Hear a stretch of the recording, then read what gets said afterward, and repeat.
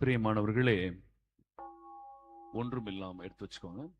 பிரியமானவர்களே, அபிஷேகம்னு கேட்கிறோம் இல்ல? அபிஷேகம் ஆண்டவர்கிட்ட நம்ம கேட்கிறோம். ஆனா நிறைய நேரம் அபிஷேகம் கிடைச்சதா சிலர் எண்ணுகிறார்கள். என்ன என்றாங்க? அபிஷேகம் கிடைத்ததாக எண்ணுகிறார்கள். உண்மையிலேயே எது அபிஷேகம்? உடனே சில பேர் அந்நிய பாஷை பேசுற உடனே அபிஷேகம் நினைக்கிறாங்க. பிரியமானவர்களே, ஆண்டவருடைய கொடை அப்படிப்பட்டது அல்ல.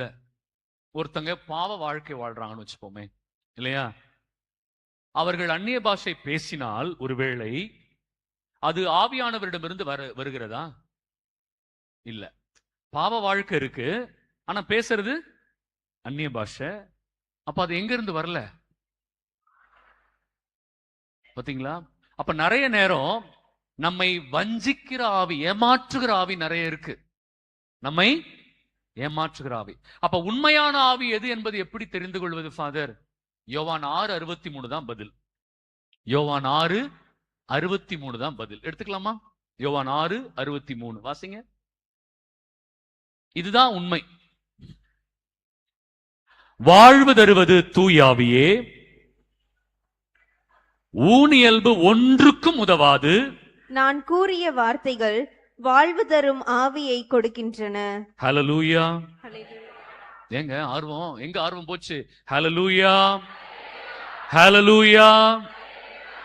நான் கூறிய என்னுடைய வார்த்தைகளை உங்களுக்கு வாழ்வு தரும் ஆவியை. பார்த்தீங்களா? இறை வார்த்தையை வாசிக்கணும், இறை வார்த்தையை ஜெபிக்கணும், இறைய வார்த்தையின்படி நடக்கிறவராக பரிசுத்தமான வாழ்க்கையை வாழணும். அப்பதான் அவருக்கு என்ன கிடைக்கும்? என்ன கிடைக்கும்? அபிஷேகம் கிடைக்கும் இல்லையா? மற்ற இடங்களில் அபிஷேகம் கிடைத்ததாக சொல்லப்படுவது நாடகம். அவங்களை ஏமாத்திக்கிறாங்க இல்லையா? அவங்கள ஏமாத்திக்கிறாங்க. Double life, double life. கோயிலுக்குள்ள ஒரு வாழ்க்கை, கோயிலுக்குள் வெளியில ஒரு வாழ்க்கை. அப்படிப்பட்ட நபர்கள் ஆவியான அபிஷேகம் எப்படி பெற முடியும்? பெற முடியாது இல்லையா? பிரியமானவர்களே, உண்மையிலேயே ஆசீர்வாதம் ஆண்டவர்கிட்ட கேட்கிறோம். ஆண்டவரே எனக்கு இதை கொடு, அதை கொடு. அப்ப ஆண்டவர் சொல்றாரு, உன் பிள்ளை உன்னிடம் மீனை கேட்டால் நீ பாம்பையா கொடுப்பாய் இல்லையா? உன் பிள்ளை உன்னிடம் முட்டையை கேட்டால் நீ தேளையா கொடுப்பாய். அடுத்த வரி தாங்க எனக்கு ரொம்ப பிடிச்ச வரி. எனக்கு ரொம்ப பிடிச்ச வரி. நம்மளை பார்த்து சொல்றார், பொல்லாதவர்களாகிய நீங்களே உங்கள் பிள்ளைகளுக்கு நன்மை செய்யும் பொழுது. எப்படி சொன்னாரு? பொல்லாதவர்களாகிய நீங்களே உங்கள் பிள்ளைகளுக்கு நன்மை செய்யும் பொழுது என்னிடம் கேட்கிற என் பிள்ளைகளுக்கு மீனை தருவேன், முட்டையை தருவேன்னு சொல்லல. என்னிடம் கேட்கிற பிள்ளைகளுக்கு தூய ஆவியை தராமல் இருப்பேனா?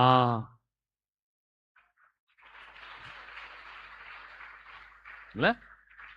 ஏன் தூய ஆவி எப்படி தருவாரு? அதை இயேசுவே சொல்றாரு, என் வார்த்தை தான் தரும். உங்களுக்கு தூய ஆவி எப்படி தரும்?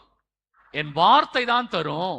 அப்ப வார்த்தையை நீங்க போய் வாசிக்கணும், ஜெபிக்கணும், அந்த வார்த்தையின்படி வாழ முயற்சிக்கணும்.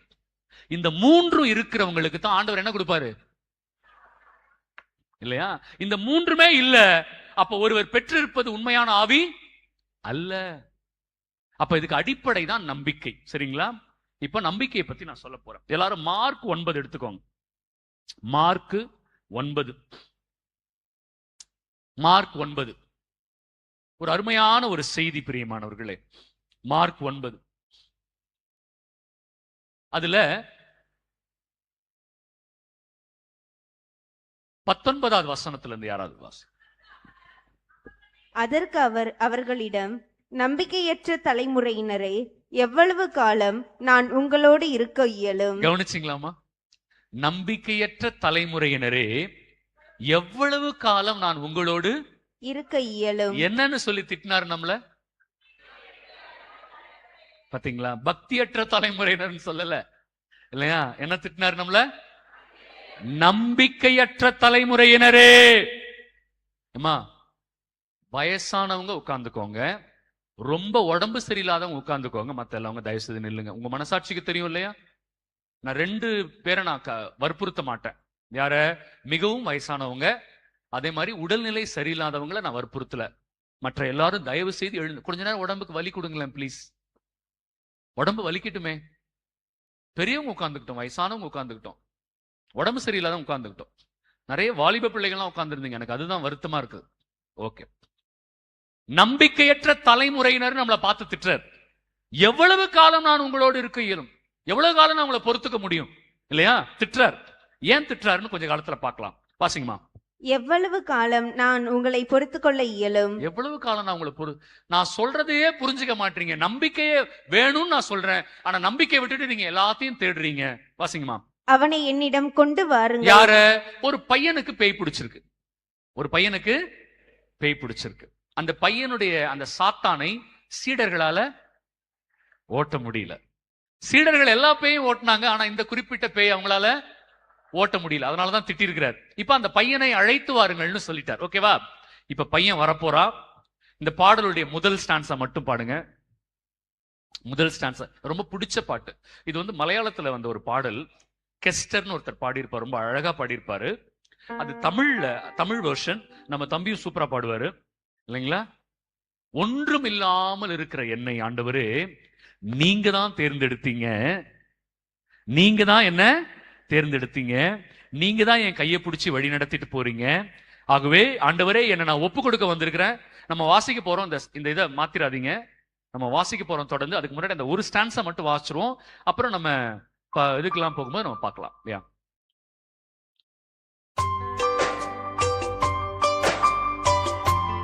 பைபிள் வச்சிருங்க, கீழே வச்சிருங்க.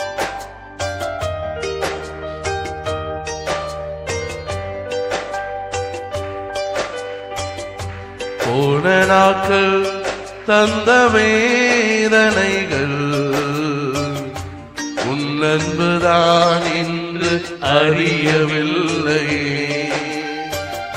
போன நாட்கள் தந்த வேதனைகள் உன் அன்புதான் என்று அறியவில்லையே. உன் சொந்தமாக்கவே மார்போடு சேர்க்கவே உடமிட்டு உருக்கி நீ என்னையும் நீ உன் சொந்தமாக்கவே மார்போடு சேர்க்கவே உடமிட்டு உருக்கி நீ என்னையும் நீ. தெய்வ அன்பு என்ன உன்னதம், ஒன்றுமில்லாமலே நின்ற என்னை கைப்பிடித்து நடத்தும் பேரன்பு. எந்த பெரும் குறைகள் கண்ட பின்பும் நெஞ்சோடு சேர்ந்தும் பேரன்பு. சாதாரண அன்பு இல்ல இல்லையா? சாதாரண அன்பு ஆண்டவருடைய அன்பு. நம்ம பாவம் செய்யறோம்னு தெரிஞ்சு நம்மளை கூப்பிட்டு, வா மகனே மகளே நான் உன்னை பார்க்கிறேன், நான் மறுபடியும் சொல்லித்தரேன், தயவு செய்து வந்துரு. எசேக்கியேல் 33:11 நினைக்கிறேன், அதுல போட்டிருக்கோம், என் பிள்ளைகள் தங்கள் பாவத்திலே அழிந்து போவதில் எனக்கு விருப்பம் இல்லை. என் பிள்ளைகள் பாவத்தில் அழிந்து போவதில் எனக்கு விருப்பம் இல்லை, மாறாக அவர்கள் மனம் மாறி வாழ்வடைய வேண்டும் என்பதே என் விருப்பம்னு ஆண்டவர் சொல்வார். அதனாலதான் நம்மள எல்லாரையும் ஆண்டவர் அழைச்சிட்டு வந்திருக்கிறார் இல்லைங்களா? பிரியமானவர்களே, ஒரு அற்புதமான வாய்ப்பு. இப்ப நான் அந்த கதையை நம்ம வாசிக்க போறோம். மார்க் 9 வாங்க இல்லையா தம்பி? இப்ப பாருங்க 20வது வசனம், தொடர்ந்து வாசிங்கம்மா. அவர்கள் அவனை அவரிடம் கொண்டு வந்தார்கள்.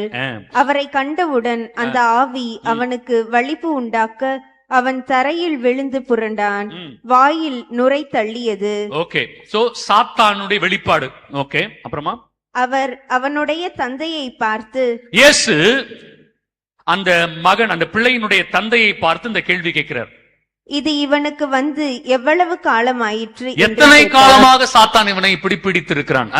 அதற்கு அவர், குழந்தை பருவத்திலிருந்து இது இருந்து வருகிறது. கவனிச்சிங்களா? இது ரொம்ப முக்கியமான ஸ்டேட்மெண்ட்.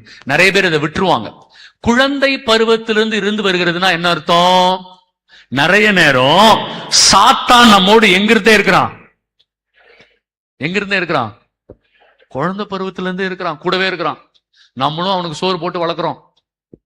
ஒண்ணு மண்ணா பழகிட்டோம் சாமி, அவனை விட்டு பிரிய மனசே வரல இல்லையா?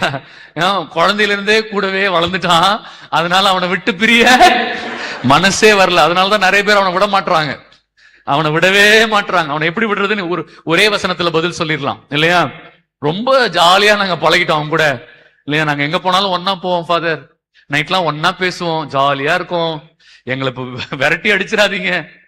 குழந்தை பருவத்திலிருந்து சில நேரம் பல ஆண்டுகள் அவனை நாம் எதிர்க்காமலும் அவனை விட்டு விலகாமலும் ஒரு வாழ்க்கை நாம் வாழ்ந்து கொண்டிருக்கிறோம். ஓகேங்களா? வாசிங்கம்மா தொடர்ந்து. இவனை ஒழித்துவிட தீயிலும் தண்ணீரிலும் பலமுறை அந்த ஆவி இவனை தள்ளியதுண்டு. பாத்தீங்களா? உடல் காயம், மனக்காயத்தை சாத்தான் ஏற்படுத்திக்கிட்டே இருப்பான். சாத்தான் உள்ள இருக்கிற வரைக்கும் என்ன இருக்கும்? உடல் காயம், மனக்காயம். கடந்த முறை வந்தபோது நான் சாத்தானை குறித்து விரிவாக பேசினேன். என்ன ஃபாதர், 3 நாட்கள் இருந்துச்சு தியானம், நல்ல ஞாபகம் இருக்கு. நான் விரிவா பேசினேன் சாத்தானை பத்தி, அதனால இப்ப பேச தேவையில்லை. பிரியமானவர்களே, அவன் சும்மா இருக்க மாட்டான். சாத்தான் சும்மா இருக்க மாட்டான். அவன் உங்களை நெருப்பிலும் தள்ளுவான், உடல் ரீதியாக மன ரீதியாக காயத்தை ஏற்படுத்துவான். ஏன் குடும்பத்துக்குள்ள அவ்வளவு காயம்? ஏன் குடும்பத்துக்குள்ள அவ்வளவு வேதனை? ஏன்னா அவன் உடல் ரீதியாகவும் மன ரீதியாகவும் காயங்களை ஏற்படுத்திக்கிட்டே இருப்பான் இல்லையா? வாசிங்க. உம்மால் ஏதாவது செய்ய இயலுமானால் எங்கள் மீது பரிவு கொண்டு எங்களுக்கு உதவி எவ்வளவு தப்பான வார்த்தை தெரியுமா அது? அந்த பையனுடைய அப்பா சொன்னது எவ்வளவு தப்பான வார்த்தை தெரியுமா? உம்மால் இயலுமானால்னு கேக்குறான் கடவுளை பார்த்து. கடவுளே, உங்களால முடியுமானால், அவரால முடியாததா இருக்கா? இருக்கா? அந்த வார்த்தை கேட்டிருக்கலாமா? ஆண்டவரே, நீங்க இதை பண்ணி கொடுத்தீங்கன்னா நான் இது வைப்பேன், நீங்க இதை செஞ்சு கொடுத்தீங்கன்னா நான் தொட்டில் கட்டுவேன், நீங்க இதை பண்ணி கொடுத்தீங்கன்னா. அது என்ன? அவர் பண்ணுவார் நிச்சயமா. ஏன் அந்த நம்பிக்கை இல்ல? ஏன் அந்த நம்பிக்கை இல்ல? அவர் நிச்சயமா செய்வார். ஆமாவா இல்லையா? ஆமா இல்லையா? இயேசுக்கு கோபம் வந்துருச்சு. ஆமா, அப்படி கேட்ட உடனே இயேசுக்கு கோபம் வந்துருச்சு. இயலுமானால் செய்யுங்கன்னு சொல்றியே. அப்ப இயேசு என்ன தெரியுமா கேட்டாரு? இயேசு அவரை நோக்கி, இயலுமானாலா? நம்புகிறவருக்கு என்ன சொன்னாரு? இயலுமானாலா? எவ்வளவு கோபம் அவருக்கு. முடியுமா? நான் கேக்குறேன். கடவுளை பார்த்து அந்த வார்த்தை கேட்ட கூடாது யாரும், சரிங்களா? ஆண்டவரே, நாங்க பல வருஷம் கஷ்டப்படுறோம், உங்களால முடியும், நான் இதை செய்யுங்க ஆண்டு. உமக்கு திருவிழம் இருந்தாலும் சொல்லலாம், ஆனா என்ன சொல்லக்கூடாது? உங்களால் முடியுமானால், இயலுமானால்லாம் சொல்லவே கூடாது. இயேசு கோவப்பட்டு சொல்ல போற இந்த பதில் தான் நான் காலையிலிருந்து திரும்ப திரும்ப சொன்ன பதில். கைகளை தட்டி நன்றி சொல்லுங்க. நான் காலையிலிருந்து திரும்ப திரும்ப சொன்ன இல்லையா? அது இங்கிருந்து எடுத்த வசனம் தான். மார்க் 9:23 இங்கிருந்து எடுத்த வசனம் தான் இல்லையா? வாசிக்கலாமாமா? நம்புகிறவருக்கு எல்லாம் நிகழும் என்றார். கைகளை தட்டி நன்றி சொல்லுங்க எல்லாரும். இப்ப அந்த வசனத்தை நான் திரும்ப வாசிக்கிறேன், கவனிங்களேன். நம்புகிறவருக்கு எல்லாம் நிகழும். ஏதாவது இது மட்டும்தான் நிகழும், இது மட்டும்தான் நிகழாது அப்படி ஏதாவது சொன்னாரா? இல்ல. நம்புகிறவர்களுக்கு. இங்க ஒவ்வொருத்தரும் ஒவ்வொரு பிரச்சனையில வந்திருக்கிறீங்க, ஆமா தானே? ஒவ்வொருத்தரும் ஒவ்வொரு பிரச்சனை. எல்லாருக்கும் ஒரே தீர்வு சொல்லிட்டார் ஆண்டவர். நீ நம்புறியா? எல்லாம். ஹல்லேலூயா, ஹல்லேலூயா. அப்படியே இயேசுவை பார்த்து 2 கையும் உயர்த்தி சொல்லுங்க. ஹல்லேலூயா, ஹல்லேலூயா, ஹல்லேலூயா, ஹல்லேலூயா. இயேசுவே உம்மை நம்புகிறேன், இயேசுவே உம்மை நம்புகிறேன், இயேசுவே உம்மை நம்புகிறேன். இயேசுவே உம்மால் கூடும், இயேசுவே உம்மால் கூடும், இயேசுவே உம்மால் கூடும், இயேசுவே உம்மால் முடியும், இயேசுவே உம்மால் முடியும், இயேசுவே உம்மால் முடியும், இயேசுவே உம்மால் முடியும். சொன்னா பத்தாது. அடுத்த வசனம் ரொம்ப முக்கியம். அந்த அப்பாவுடைய ஜெபம். அந்த இடத்துல தான் நம்ம எல்லாரும் இருக்கிறோம். அந்த அப்பா ஒரு அழகா ஒரு ஜெபம் செய்யறாரு. அந்த பையனுடைய அப்பா ஒரு அழகான ஜெபம். இந்த ஜெபம் நம்ம எல்லாருக்குமே பொருந்தும். குருக்கள், கன்னியர்கள், நம்ம எல்லாருக்குமே பொருந்தும். அந்த அப்பா அழகா சொல்றாரு இயேசுவை பார்த்து, நான் நம்புகிறேன், நான் நம்புகிறேன். என் நம்பிக்கையின்மை நீங்க உதவும் என்று கதறினார். பாத்தீங்களா? நான் நம்புறேன் ஆண்டவரே, ஆனா என் என் நம்பிக்கையின்மை நம்பிக்கையின்மையை நீக்க உதவுங்கப்பா. ஏன்னா நமக்குள்ள இந்த ரெண்டும் இருக்கு, டைகாட்டமின்னு சொல்லுவாங்க ஆங்கிலத்துல. நம்ம நம்பவும் செய்யறோம், பாதி நம்பிக்கை இல்லாமையும் இருக்கிறோம். அந்த அப்பாவுடைய நிலைமை தான் நம்ம எல்லாருடைய நிலைமை. அதனாலதான் நம்ம வாழ்க்கையில நிறைய அதிசயம் அற்புதம் நடக்கல. முழுசா நம்பல, நம்புறோம் ஆனா நம்ம கிட்ட என்ன இல்ல, நம்பிக்கையும் இல்லாம இருக்கிறோம். அப்ப இந்த ஜெபம் நமக்கு அற்புதமான ஜெபம். ஆண்டவரே, சொல்லுங்க அவரை பார்த்து, ஆண்டவரே ஆண்டவரே, நான் நம்புகிறேன், நான் நம்புகிறேன், என் நம்பிக்கையின்மையை என் நம்பிக்கையின்மையை நீங்க உதவும். நீங்க உதவும். நான் நம்புகிறேன், நான் நம்புகிறேன், என் நம்பிக்கையின்மை நீங்க உதவும். ஆண்டவரே, நான் நம்புகிறேன், என் நம்பிக்கையின்மையை நீங்க எனக்கு உதவும். ஓகேவா? இப்ப அந்த பாடலுடைய 2வது சரணத்தை பாடி நம்ம நிறைவு செய்ததுக்கு அப்புறம் முட்டி போடலாம். எல்லாரும் இல்ல முட்டி போடல. இப்ப எல்லாரும் நில்லுங்க, நான் அப்புறமா முட்டி போட சொல்றேன். இப்ப எல்லாரும் நில்லுங்க. எஸ், முக்கியமான செய்தி இருக்கு.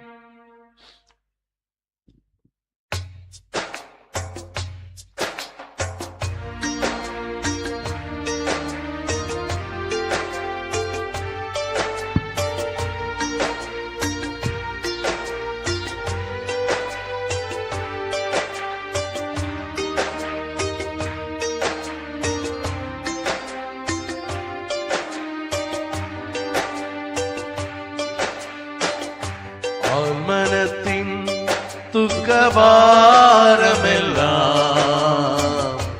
உம்மோதினேற்றதை உணரவில்லையே. ஆழ்மனத்தின் துக்கபாரமெல்லாம் உன் தோளினேற்றதை உணரவில்லையே.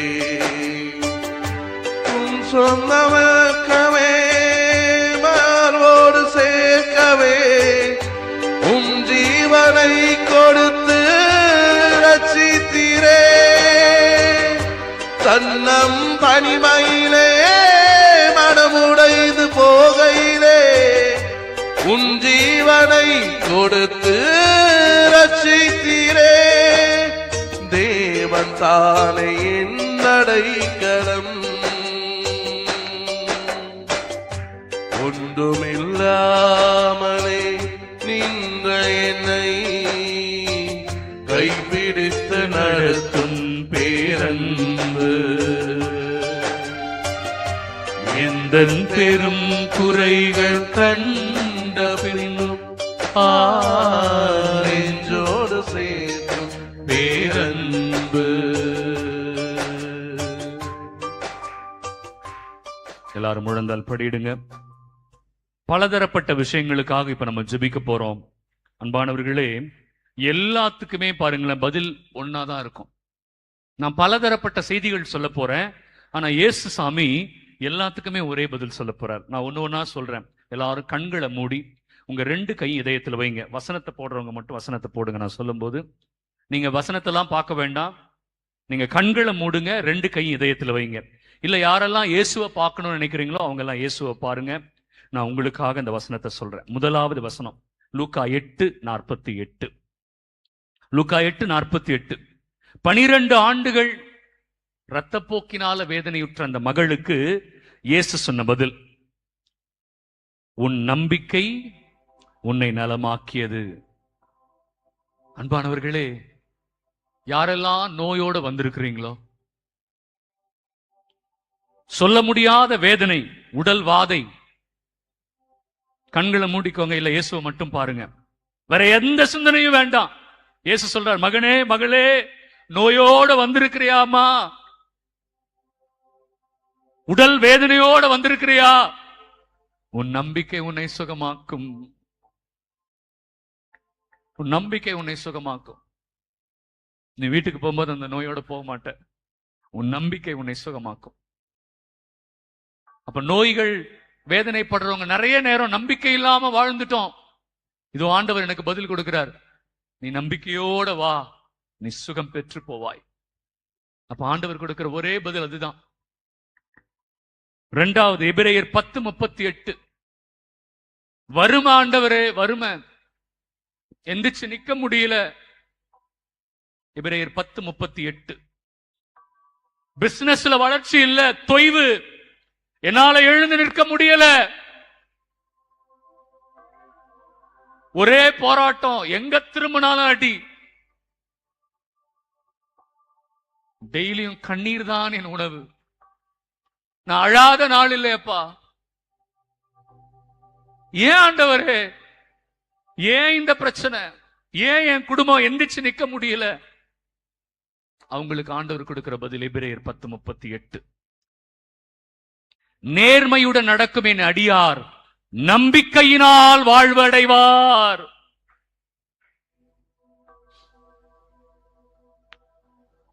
நம்பிக்கையினால் வாழ்வு பெறுவீர்கள். நம்பிக்கை இல்ல மகனே மகளே, அதனாலதான் வறுமை, அதனாலதான் தடை, அதனாலதான் பிரச்சனை. நம்பிக்கையினால் நீ வாழ்வு பெறுவாய். மத்தேயு 17வது அதிகாரம் 17-20 வசனங்கள். மத்தேயு 17:17-20 வசனங்கள். நம்பிக்கையற்ற சீரழிந்த தலைமுறையினரே, எவ்வளவு காலம் நான் உங்களோடு இருக்க இயலும்? எவ்வளவு காலம் நான் உங்களை பொறுத்துக் கொள்ள இயலும்? அவனை இங்கு கொண்டு வாருங்கள் என்று கூறினார். கொண்டு வந்ததும் இயேசு அப்பேயை கடிந்து கொள்ளவே அது அவனை விட்டு வெளியேறியது. அந்நேரமே சிறுவன் குணமடைந்தான். பின்பு சீடர்கள் தனிமையாக இயேசுவை அணுகி வந்து, அதை ஏன் எங்களால் ஓட்ட இயலவில்லை என்று கேட்டார்கள். இயேசு அவர்களை பார்த்து, உங்கள் நம்பிக்கை குறைவுதான் காரணம். கவனிச்சீங்களா? சில பேரை சாத்தான் புடிச்சு வாட்டுறான். லூக்கா 13வது அதிகாரம் என்று நினைக்கிறேன், 18வது வசனத்துல இயேசு சொல்வாரு, ஒரு கூன் விழுந்த ஒரு பெண் இருப்பாங்க. சாத்தான் இந்த பெண்ணை 18 ஆண்டுகள் கட்டி வைத்திருக்கிறான் அப்படின்னு இயேசுவே சொல்வார். ஏன்னா நம்பிக்கை இல்ல. என் குடும்பத்தில் நடக்கிற அந்தகார சக்திகளுடைய செயல்பாடுகள், என் குடும்பத்தில் இருக்கிற எல்லா விதமான சாத்தான் ஏவி விட்ட போராட்டங்கள், சாத்தான் தூண்டியதால் நடக்கிற சண்டை சச்சரவுகள். ஃபாதர் என்ன பண்ணணும்? நம்பிக்கையா ஜெபிச்சிருந்தாலே சாத்தான் ஓடி போயிருப்பான். இயேசு சொல்றாரு, ஏன் இந்த சாத்தானை விரட்ட முடியல உங்க குடும்பத்திலிருந்து? இருந்து உங்கள் நம்பிக்கை குறைவுதான் காரணம். பாத்தீங்களா? நோய்க்கும் இயேசு அதே பதில் தான் சொன்னார். வறுமை, பிசினஸ் தடைக்கும் இயேசு அதே தான் சொன்னார். சாத்தான் தொல்லைக்கும் இயேசு அதே தான் பதில் சொன்னார். உரோமையர் 4:5. உரோமையர் 4:5. தம் செயல்கள் மீது நம்பிக்கை வையாது இறை பற்றில்லாதோரையும் தமக்கு ஏற்புடையவராக்கும் கடவுள் மீது நம்பிக்கை வைப்போரை அவரது நம்பிக்கையின் பொருட்டு கடவுள் தமக்கு ஏற்புடையவர் என கருதுகிறார். ஃபாதர், நான் ஆண்டவருக்குள்ள நெருங்கி வரணும்னு ஆசைப்படுறேன், ஆனா என்னால முடியல, ஜெபிக்க முடியல, அழுகையா வருது, தடையா இருக்கு. சர்ச்சுக்கு போனா தடை, தியானத்துக்கு போனா தடை, ஜெபமாலை சொல்லணும்னு நினைச்சா தடை, உடல் ரீதியிலாக தடை, என்னால் ஆண்டவர்கிட்ட நெருங்கவே முடியலையே. ஏன்? ஆண்டவர் சொல்றாரு, மகனே மகளே, உன் நம்பிக்கையின் பொருட்டு தான் உன்னை நான் உனக்கு ஏற்புடையவராக்குவேன். நீ நம்பிக்கையை வளர்த்துக்கோ, இறைவார்த்தையை வாசி, ஜெபி, இறைவார்த்தையின்படி வாழ்ந்தால் மட்டும்தான் நான் உனக்கு நம்பிக்கையை கொடையா கொடுப்பேன்.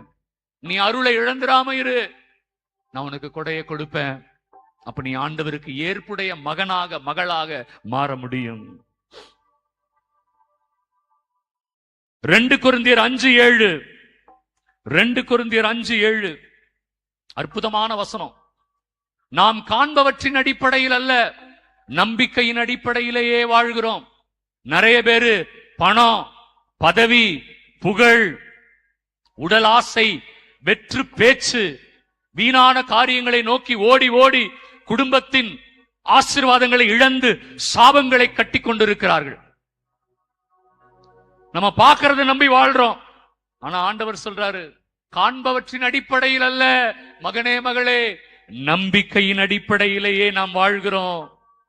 நீ நம்பிக்கையோட வந்தாதான் உனக்கு அந்த ஆசீர்வாதம். இல்ல நீ எவ்வளவு தூரம் ஓடினாலும் சரி, எந்த பணத்து பின்னாடி போனாலும் சரி, மனிதர்கள் பின்னாடி பதவிக்கும் புகழுக்கும் போனாலும் ஆசீர்வாதம் மட்டும் கிடைக்காது.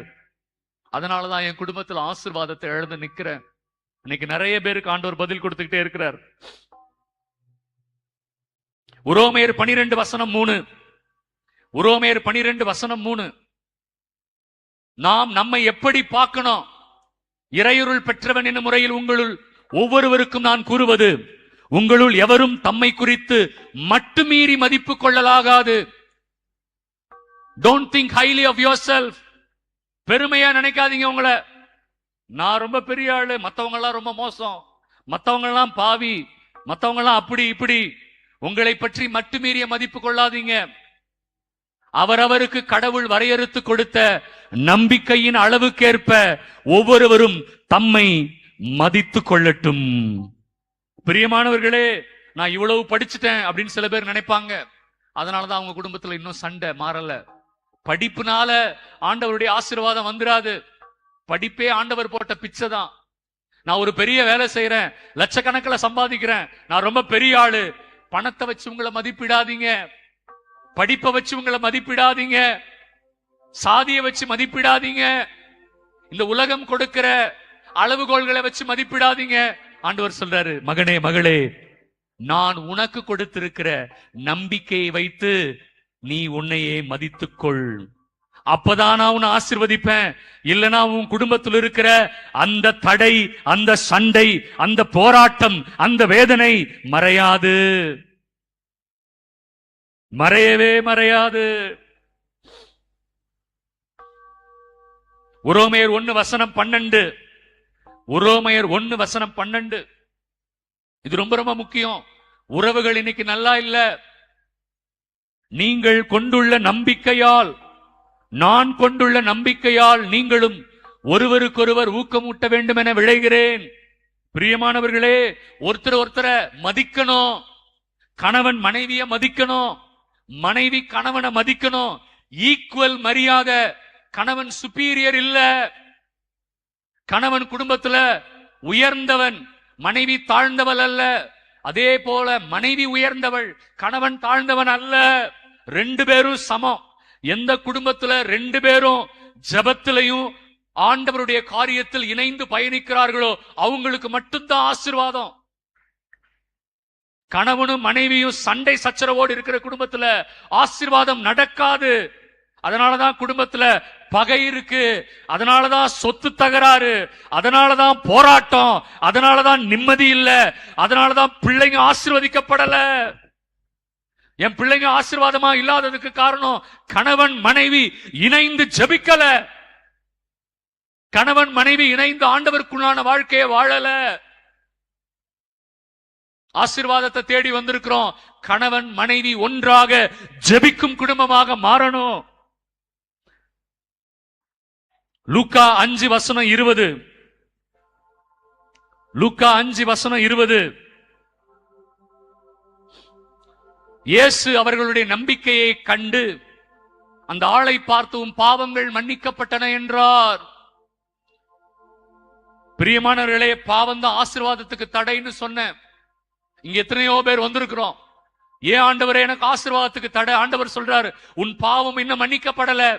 மகனே மகளே, உன் நம்பிக்கையை பார்த்து நான் உன் பாவத்தை மன்னிப்பேன். உன் நம்பிக்கையை பார்த்துதான் உன் பாவத்தை நான் மன்னிப்பேன். நீ நம்பிக்கையோட வந்திருக்கிறையா? உன் பாவங்கள் மன்னிக்கப்படும். பாவங்கள் மன்னிக்கப்பட்டால் தடைகள் அகலும், ஆசீர்வாதம் பெருகும். கடைசி வசனம் எனக்கு ரொம்ப பிடிச்ச வசனம். ஜெகரியா 9:12. ஜெகரியா 9:12 மிக அற்புதமான வசனம். நம்பிக்கையுடன் காத்திருக்கும் சிறை கைதிகளே. சிறை கைதிகள்னா எதுலயோ மாட்டி இருக்கிறோம். ஒவ்வொருத்தருக்கும் ஒவ்வொரு பிரச்சனை. இந்த கூடாரத்துக்கு கீழே 1000 பேர் இருப்போம். 1000 பேருக்கும் 1000 பிரச்சனை. வெளியில சொல்ல முடியல, ஆனா ஆண்டவர் பார்த்துட்டு இருக்கிறார். இப்பொழுது மகனே மகளே, உன்னையும் என்னையும் ஆண்டவர் பார்த்து கொண்டிருக்கிறார். சொல்றாரு, நம்பிக்கையுடன் காத்திருக்கும் சிறை கைதிகளே, உங்கள் வீட்டிற்கு திரும்பி போங்கள். 2 மடங்கு நன்மைகள் நான் உங்களுக்கு தருவேன்.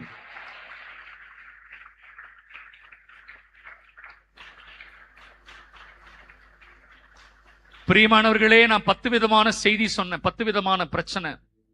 ஆனா எல்லாத்துக்கும் ஆண்டவர் கொடுத்த ஒரே பதில் என்ன தெரியுமா? நம்பிக்கை. ஹல்லேலூயா, ஹல்லேலூயா. என் கூடவே இரும். எல்லாரும் கண்களை மூடுங்க. இப்போ நம்ம கண்ணீரோடு ஒப்பு கொடுக்க போறோம். இது சாதாரண நேரம் இல்ல. ஆண்டவர் நம்பிக்கையின் வழியாக அத்தனை பிரச்சனைகளுக்கு நமக்கு இன்னைக்கு தீர்வு கொடுத்திருக்கிறார், விடுதலை கொடுத்திருக்கிறார்.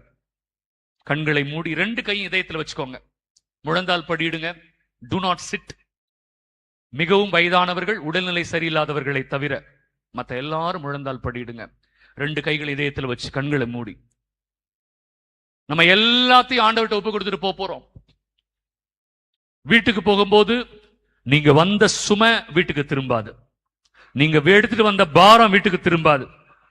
ஆனா அது நம்பிக்கை உள்ளவங்களுக்கு மட்டும்தான் நடக்கும், எல்லாருக்கும் இல்ல. ஷாலோ நம்பிக்கை, பாதி நம்பிக்கை, அரைகுறை நம்பிக்கை இருக்கிறவங்களுக்கு நடக்காது. முழுசா ஒப்பு கொடுங்க. 1% கூட இருக்கக்கூடாது. மனசுக்குள்ள யாரு மேலேயாவது விரோதமா இப்பவே விட்டுருங்க. யாரு மேலேயாவது வெறுப்பு, காழ்ப்புணர்ச்சி எல்லாத்தையும் விட்டுருங்க. அவங்கள பார்த்தா மன்னிச்சிடணும், இல்ல மன்னிப்பு கேட்கணும். மனசார ஃபுல்லா விடுங்க. ஆசீர்வாதம் வேணும்ன்றவங்க ஈகோவை தூக்கி போடுங்க. எனக்கு ஆசீர்வாதம் வேணும் ஆண்டவரே, என் பிள்ளைங்களுக்கு ஆசீர்வாதம் வேணும், என் வீட்டுக்கு ஆசீர்வாதம் வேணும், ஈகோ வேண்டாம், தூக்கி போடுங்க. இதயத்துல கை வைங்க. 2 மடங்கு நன்மை ஆண்டவர் நம்பிக்கையோடு இருக்கிறவங்களுக்கு கொடுக்க போறார். இதயத்துல கை வச்சு எல்லாரும் கண்களை மூடுங்க, இல்லைன்னா இயேசுவை பாருங்க. கண்ணீரோடு ஒப்பு கொடுக்க போறோம். பிரியமானவர்களே, ஆகார்னு ஒரு பெண் எல்லாருக்கும் தெரியும். கண்ணை தரங்களேன், இந்த செய்தி மட்டும் சொல்லிடுறோம். ஆகார்னு ஒரு பெண் துரத்திட்டா, தலைவி துரத்திட்டா. தலைவி ஒண்ணு வேணும்னு துரத்தல, ஆகார் செய்த பிழைதான். ஆகார் ஏளனமா அவளை பார்க்கறதும் இல்லையா, அவளை எள்ளி நகையாடுறதும், அவளை தவறா நடத்தினதுதான் ஆகாருடைய பிழை. அதனால ஆண்டவரே சாராய் வழியாக ஆகாரை துரத்தி விடுகிறார். ஆகார் பாலைவனத்துல இருக்கிறா. அவ செய்த பிழையை உணர்ந்துட்டா, தப்ப உணர்ந்துட்டா. இல்லையா, ஆண்டவருடைய ஆசீர்வாதம் வேணும். பிள்ளை சாக போகுது, பிள்ளைக்கு தண்ணி இல்ல. பிள்ளை அப்படி ஓரமா கடத்திட்டு இப்படி வந்து முட்டி போட்டு கதறி அழுகிறாள். நான் போற இடம்லாம் சொல்லி கொடுக்கிற மக்கள் கிட்ட, மனுஷங்க கிட்ட அழாதீங்க, ஆனா ஆண்டவர்கிட்ட மட்டும் அழுங்க. மனுஷன் யாருக்கிட்டையும் அழாதீங்க, ஆனா ஆண்டவர்கிட்ட மட்டும் அழுங்க. அவ கதறி அழுதா, ஆண்டவரே தோன்றினார். ஹல்லேலூயா. பிரியமானவர்களே, சாராய் கூட நேரடியா தோன்றல. சாராய்க்கு கூட ஆபிரகாம் வழியா தான் ஆண்டவர் தோன்றினார். ஆனா ஆகாருக்கு நேரடியாக தோன்றி பேசினார்.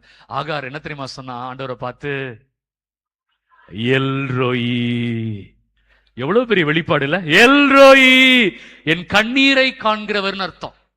அந்த இடத்துக்கு பேர் வச்சா பெயர் லகாய் ரோய். அந்த இடத்தோட பேர் என்ன? பெயர் லகாய் ரோய், என் கண்ணீரை காண்கிற கடவுள். எனக்கு ரொம்ப பிடிச்ச ஒரு வசனம். அதுக்கு அடுத்தது எனக்கு ரொம்ப பிடிச்சது எசேக்கியா. 2 அரசர்கள் 20வது அதிகாரத்தில் இருக்கும். 2 அரசர்கள் 20வது அதிகாரம் 1-4 வசனங்கள். அன்பானவர்களே, நல்லா கவனிங்களேன். எசேக்கியான்னு ஒரு ராஜா இருப்பார். அவரு சாக போறார். அப்ப ஆண்டவர் ஒரு இறைவாக்கினர் அனுப்புறார். இறைவாக்கினர் பேர் எசாயா. இறைவாக்கினர் பேர் என்ன? எசாயா. எசாயா உங்களுக்கு தெரியும் இல்லையா? எசாயா போறார், அரண்மனைக்குள்ள போறாரு. அவருடைய படுக்கை அறைக்கு போயிட்டு எசேக்கியா கிட்ட சொல்றாரு, எசேக்கியா நீ சாக போகிறாய். ஓப்பனா சொல்லிட்டார், நீ சாக போகிறாய், உன் குடும்ப காரியங்களை ஒழுங்குபடுத்திக்கொள். அவ்வளவுதான், ஆண்டவரே சொல்லிட்டார் அப்படின்னு சொல்லிட்டு திரும்பி அரண்மனையிலிருந்து வெளியில நடந்து போறார். அன்பானவர்களே, ஆண்டவர் எவ்வளவு அதிசயம் மிக்கவர்னா இதெல்லாம் எனக்கு புல்லரிச்சது. அவரு படுக்கையறை விட்டு அப்படி நடந்து போயிட்டு இருக்கிறாரு. எசேக்கியா சுவற்று பக்கமாய் திரும்பி கதறி எழுதார். அந்த வசனத்தை போடுங்க. 2 அரசர்கள் 20வது அதிகாரம். 2 அரசர்கள் 20வது அதிகாரம். 2 அரசர்கள் 20வது அதிகாரம். எஸ் இல்லையா? ஆண்டவர் இவ்வாறு கூறுகிறார், நீ உமது வீட்டு காரியங்களை ஒழுங்குபடுத்தும், ஏனெனில் நீர் சாவீர், பிழைக்க மாட்டீர் என்றார். அடுத்து எசேக்கியா சுவர் பக்கமாய் முகத்தை திருப்பி கொண்டு ஆண்டவரை நோக்கி ஒரு ஜெபம் சொல்றார். கவனிங்களேன். ஆண்டவரே, நான் எப்படி உம் திருமண் முற்றிலும் நம்பிக்கைக்குரியவனாய். கைத்தட்டுங்க பெரியமானவர்களே, நல்லா கைத்தட்டுங்க. வார்த்தையை கவனிச்சிங்களா? எப்படி இருந்த? நம்பிக்கைக்குரியவனாய் நடந்து கொண்டேன் என்பதையும் உமது பார்வையில் நேர்மையானதையே செய்தேன் என்பதையும் நினைத்தருளும் என்று வேண்டி வேண்டுதல் செய்து கதறி அழுதார். போதுமா? கதறி, வேற எதுவுமே சொல்ல, நம்பிக்கைக்குரியவனாய் இருந்ததுனால அழுதார். அவ்வளவுதான். 2 வரி ஜெபம் தானே. இப்படி திரும்பி கதறி அழுதி ஜெபிச்சார்ல. எசாயா ரூமை விட்டு வெளியில போனார்ல, இப்ப எசாயா ஓடி வர போறார். எசாயா அரண்மனை முற்றத்தின் நடுப்பகுதியை கடப்பதற்குள், ஹல்லேலூயா ஹல்லேலூயா, பெட்ரூமை விட்டு வெளில வந்து அந்த அரண்மனையின் நடுப்பகுதியை கடப்பதற்குள் ஆண்டவரது வார்த்தை அவருக்கு வெளியாயிற்று. ஆண்டவர் எவ்வளவு துரிதமா பதில் சொல்றாரு பாத்தீங்களா? வாசிங்களேன். திரும்பி போறார். நீ திரும்பி போய் என் மக்களின் தலைவனான எசேக்கியாவை நோக்கி, உன் தந்தை தாவீதின் கடவுளாகி ஆண்டவர் கூறுவது இதுவே. முதல் விஷயம் நல்ல கவனிங்களேன். உன் மன்றாட்டை கேட்டேன், உன் கண்ணீரையும் கண்டேன், இதோ உன்னை குணப்படுத்துவேன். இல்லையா? இதுக்கு மேல என்னங்க வேணும்? இதுக்கு மேல என்ன வேணும்? 3 விஷயம் ஆண்டவர் சொல்றாரு இல்லையா? உன் மன்றாட்டை கேட்டேன், உன் கண்ணீரை கண்டேன், இதோ உன்னை குணப்படுத்துவேன். நம்புறீங்களா? கைகளை உயர்த்தி ஆமென் சொல்லுங்க. ஆமென் ஆமென் ஆமென் ஆமென் ஆமென் ஆமென். ஆமென். 2 கைகளை இதயத்துல வச்சு எல்லாருக்கும் தெரிஞ்ச பாடலாம். கண்களை மூடுங்க, இதயத்துல கை வச்சு என் கூடவே இரும். எல்லாரும் கண்களை மூடுங்க. இயேசுவை பார்க்கலாம், கண்களை மூடலாம். வேற எந்த விஷயத்திலும் ஈடுபடக்கூடாது. இயேசுவை பார்க்கலாம், கண்களை மூடுங்க. இல்லனா அவர்கிட்ட கேட்க போறோம், ஆண்டவரே இனிமே என் நம்பிக்கையை வளர்ப்பதற்கான கொடை நீங்க எனக்கு தாங்க. நான் உங்க பிள்ளையா வாழணும். அழுக்கு எல்லா தீமையிலிருந்து நான் விடுதலை பெற்று, அப்பா நான் உம்முடைய பிள்ளையா வாழ்ந்தாலே போதும் ஆண்டவரே அப்படின்னு நம்ம பாட போறோம் இல்லையா? என் கூடவே இருங்க இயேசுவே. பாடலாமா? என் கூடவே இரும் ஓ இயேசுவே, நீர் இல்லாமல் நான் வாழ முடியாது. கண்ணீரோடு ஒப்பு கொடுங்க. என் பக்கத்திலே இரும். எந்த சிந்தனையும் வேண்டாம், வெட்க வேண்டாம். ஆண்டவர் முன்னாடி வெட்கப்படக்கூடாது. ஓ இயேசுவே, எல்லா கஷ்டங்கள், எல்லா துன்பங்கள், எல்லா பாரங்கள் இல்லாமல் நான் வாழ முடியாது. மனசார ஜெபிங்க. ஒரு துளி நம்பிக்கையின்மை இருக்க கூடாது. முழுசா ஒப்பு கொடுங்க பிரியமானவர்களே. உங்க மகனை, மகளை, உங்கள் குடும்பத்தை, கணவரை, மனைவியை, தொழிலை, நீங்க என்ன எல்லாத்தையும் ஒப்பு கொடுத்துருங்க. இனிமே ஆண்டவரே நான் இதெல்லாம் கேட்க மாட்டேன், எனக்கு நீங்க இருந்தா போதும் அப்படின்னு எல்லாத்தையும் ஒப்பு கொடுங்க. அந்த பாரம் வேண்டாம், அந்த சுமை வேண்டாம், அந்த அவமானம் வேண்டாம், எல்லாத்தையும் ஒப்பு கொடுங்க.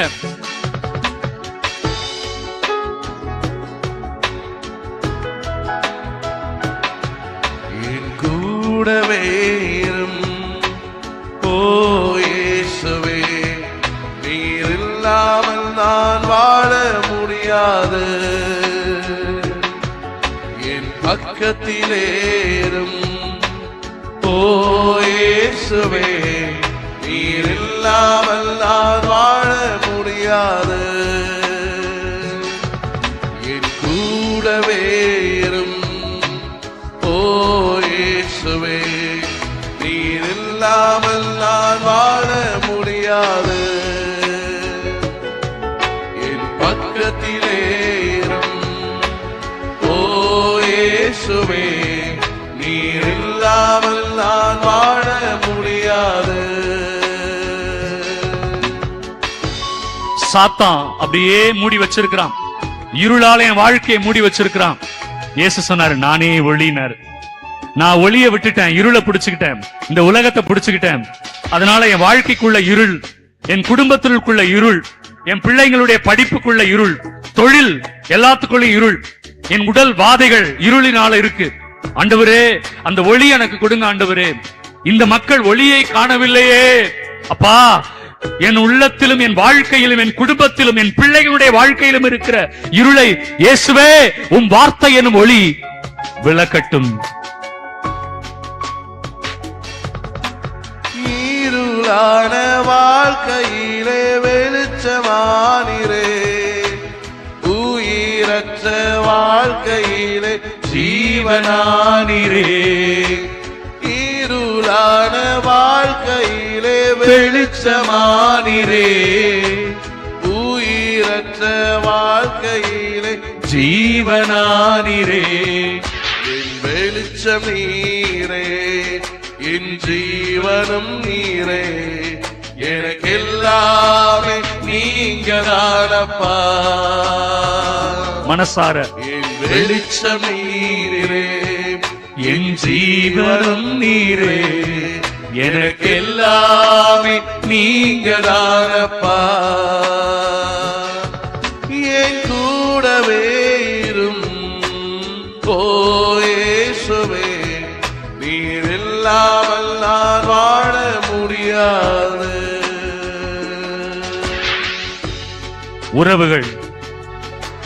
உறவுகளில் இருக்கிற பாரம் எல்லாத்தையும் இப்ப ஒப்பு கொடுங்க.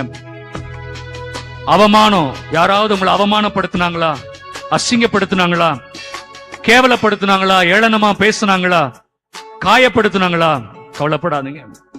யாருமே இல்ல ஃபாதர், எனக்கு என்னை புரிந்து கொள்ள யாருமே இல்ல, அன்பு செலுத்த யாருமே இல்ல, இந்த வாழ்க்கை எப்படி வாழணும்னு தெரியல, சில சமயம் வாழணுமான்னு கூட யோசிச்சிருக்கிறேன். ஆனா என் ஆண்டவர் இயேசு இருக்கிறார். அவர் மேல நம்பிக்கை கொண்டா என் கண்ணீரை துடைப்பார். அவர் மேல நம்பிக்கை கொண்டால் அன்பு கிடைக்கும். அவர் மேல நம்பிக்கை கொண்டால் இரக்கம் கிடைக்கும். எல்லாமே எனக்கு அவர்தான். இனிமேல் இந்த வாழ்க்கையில நான் எதை குறித்தும் கவலைப்பட போவதில்லை.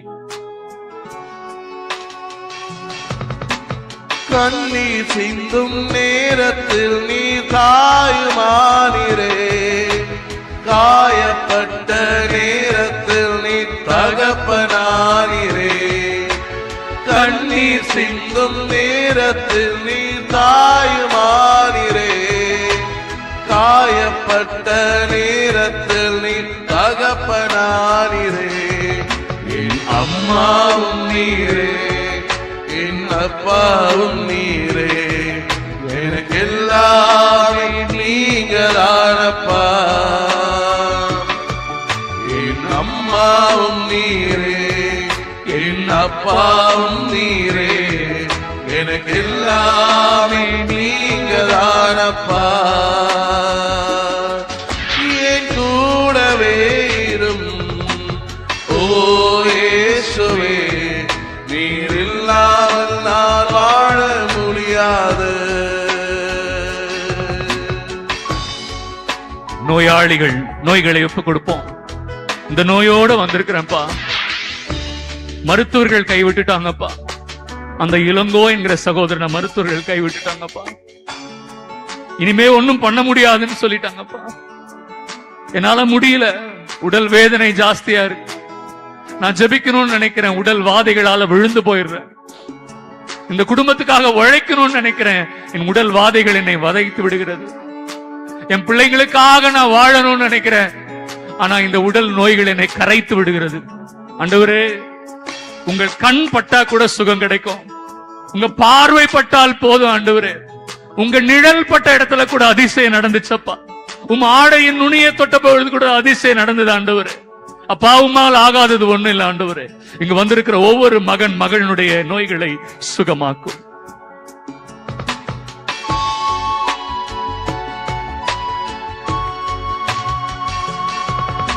வியாதியின் நேரத்தில் வைத்தியரானீரே, சோதனை நேரத்தில் நண்பரானீரே, வியாதியின் நேரத்தில் வைத்தியரானீரே, சோதனை நேரத்தில் நண்பரானீரே, என் வைத்தியர் நீரே, என் நண்பரும் நீரே, எனக்கு எல்லாமே நீங்க தானப்பா.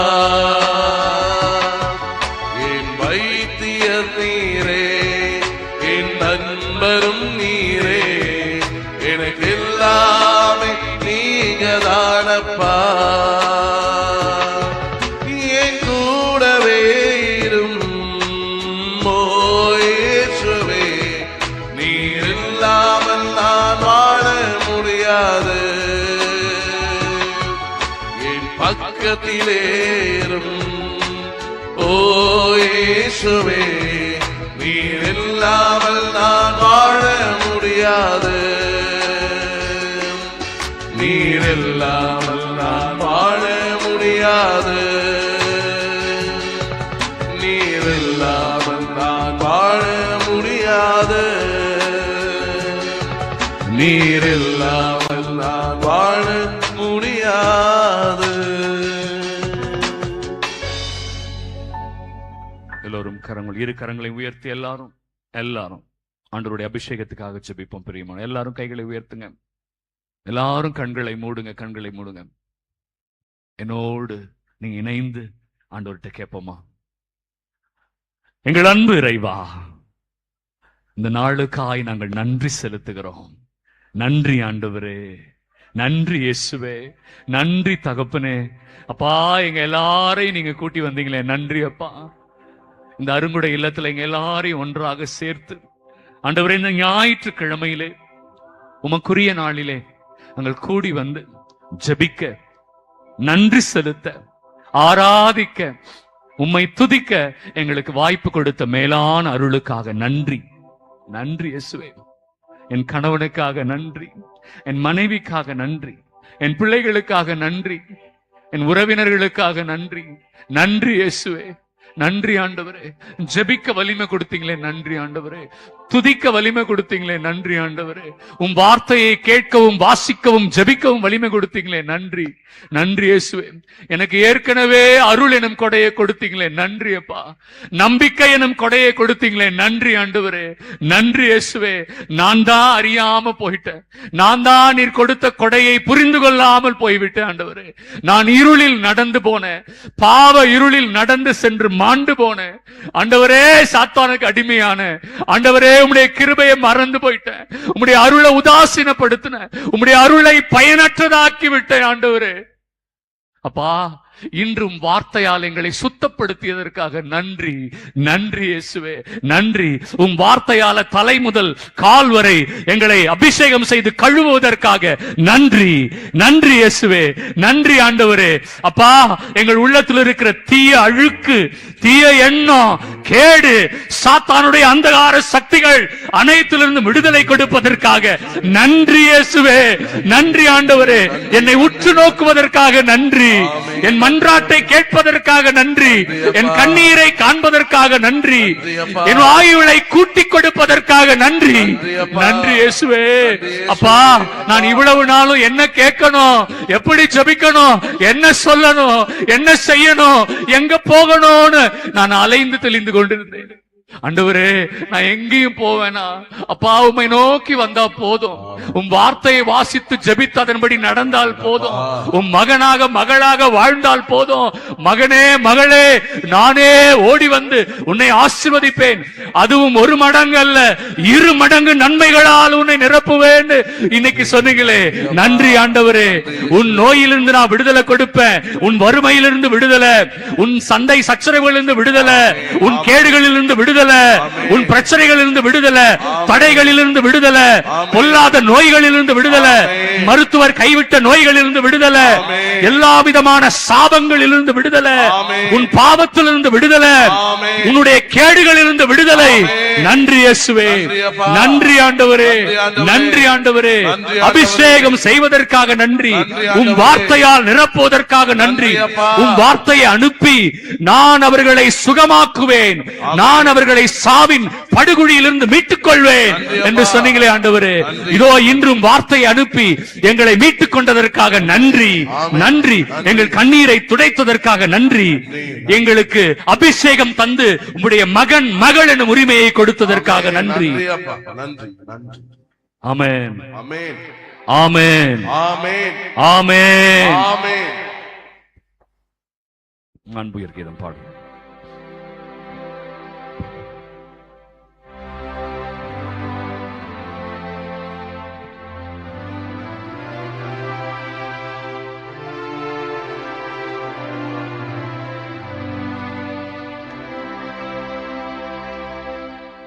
மாண்புயரில் வரும் அடையாளத்தை தாழ்ந்து பணிந்து ஆராதிப்போம்.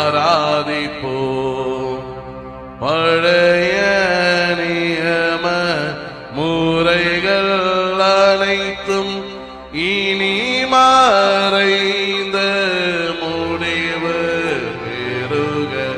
புதிய நியம முறைகள் வருக. புலன்களாலே மனிதன் இதனை அறிய இயலா. குறையை நீக்க நம்பிக்கையின் உதவி பெறுக. தந்தை அவர்க்கும் மகனவர்க்கும் புகழ்ச்சியோடு வெற்றியாக்கும். மீட்பின் பெருமை மாட்சிமையோடு வலிமை வாழ்த்து யாவும் ஆக. இருவரிடமாய் வருகின்றவராம் தூய ஆவியானவர்க்கும் அளவில்லாத சம புகழ்ச்சி என்றுமே உண்டாகுக. ரெண்டு கரங்களை நல்லா உயர்த்தி பாடுவோம். ஆமென், ஆமென், ஆமென்.